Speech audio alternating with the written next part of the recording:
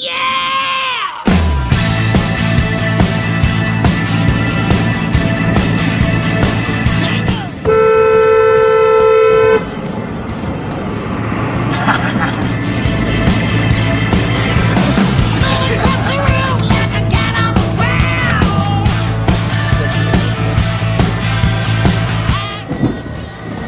Hey Thomas, you think that's the end of that truck up there? I hope so.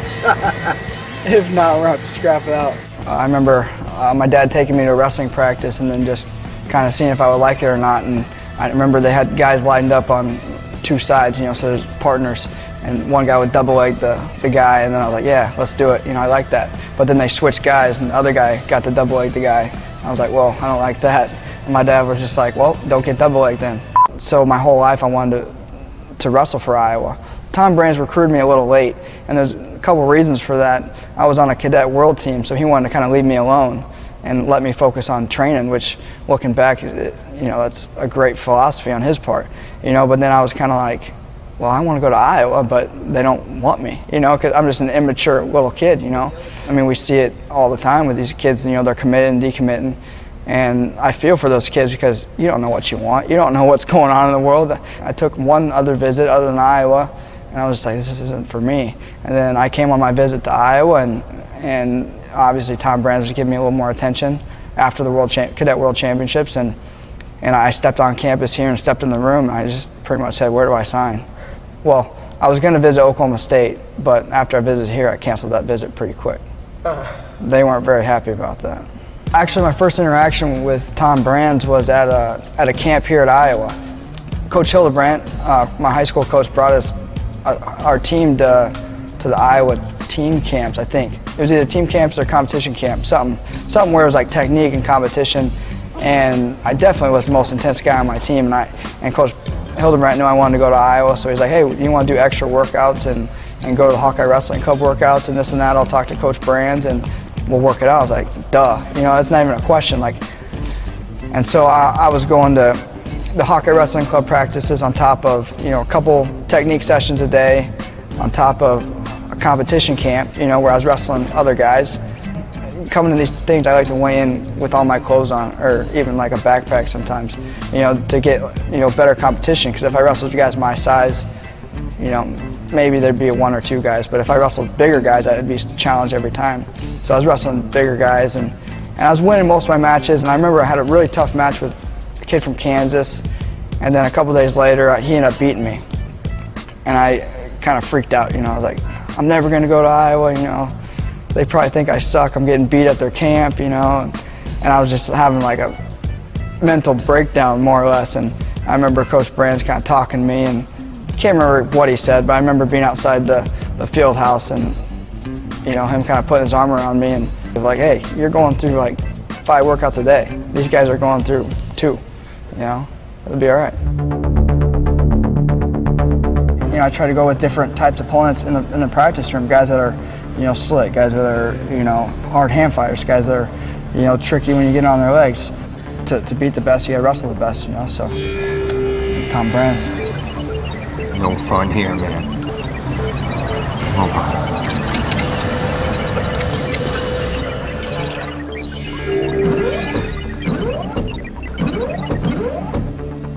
So I made the Cadet World team. Me and Sam Brooks were on the same team, actually.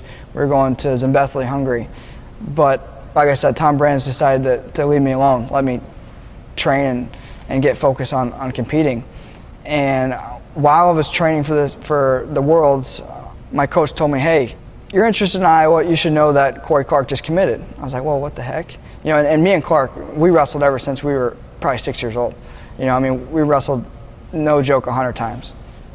Pretty much every weekend, every other weekend as kids, there'd be some years where he would be up a weight, I'd be up a weight, but most years we're the same weight. So we're like the epitome of rivals as little kids, and even in high school, we wrestled at Fargo. So I was like, what? Clark going to Iowa? I want nothing to do with Iowa then.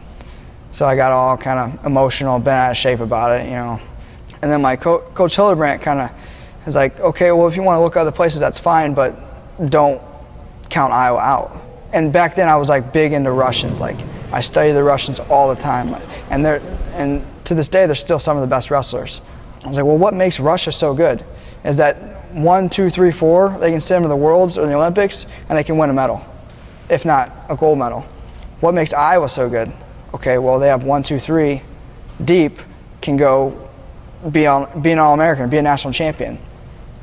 And I realized, like, all right, well, you're going to Iowa then. I came out here the summer before my freshman year, and I lived with Mark Ballwig, and I worked out, you know, all those summer camps. And I remember it was just hot, and it was different. You know, I remember Terry was putting us through most of those workouts, and in high school I was used to kind of like doing my own thing more or less, you know, getting warmed up and taking 20, 30 minutes, you know, jog slow, you know, roll out your shoulders, you know, stretch, you know, get a drink. But, you know, Terry's like, all right, hit 2 laps and bring it in. And everyone's just like, 2 hard laps, bring it in, and then we're just pretty much getting after it. You know, going right into sparring and then into live wrestling. And I was like, holy crap, this is like live wrestling the whole time for me as a, you know, coming out of high school. It was hard and it was intense, and I didn't know what to think at first because it was different from what you know, from my routine of getting warmed up and stuff. But I quickly adapted that routine of just, you know, like a 2-lap sprint and then bringing it in and getting right into business, you know.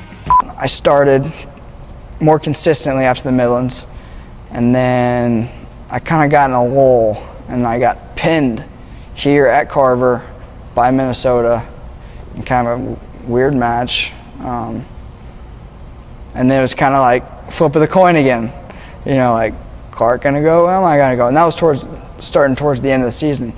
Then I think we wrestled Michigan, Clark started, then we were going to Wisconsin, and then there was the Big Ten. So I'm like, oh crap, you know. Ended up being Clark going to Wisconsin. He gets a pin against Taylor, pretty good wrestler. I was like, crap. You know, like I'm kind of like, all right, you know, there's no more, you know, wrestling off. It's kind of like, you know, you kind of just cross your fingers, I guess, you know, give your plea.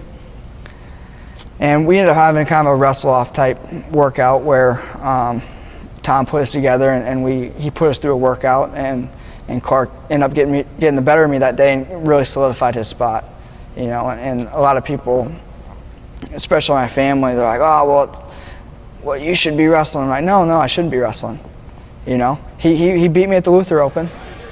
He's had just as much success as me, you know. And then we had that wrestle-off workout where he beat me, right? So he deserved the spot.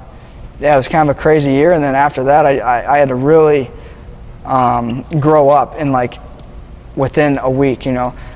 This guy just beat me, he's got the spot, now I got to be 100% supportive of this guy to help him go win a national title. Because what's better than him winning a national title? Nothing, you know. He beat me, I want him to win. You know, just realizing that you're not always going to be the guy, you're not always going to be in the spotlight, but your role, my role then as a support person was just as important. And those guys that you don't see on the mat, they have very important roles too.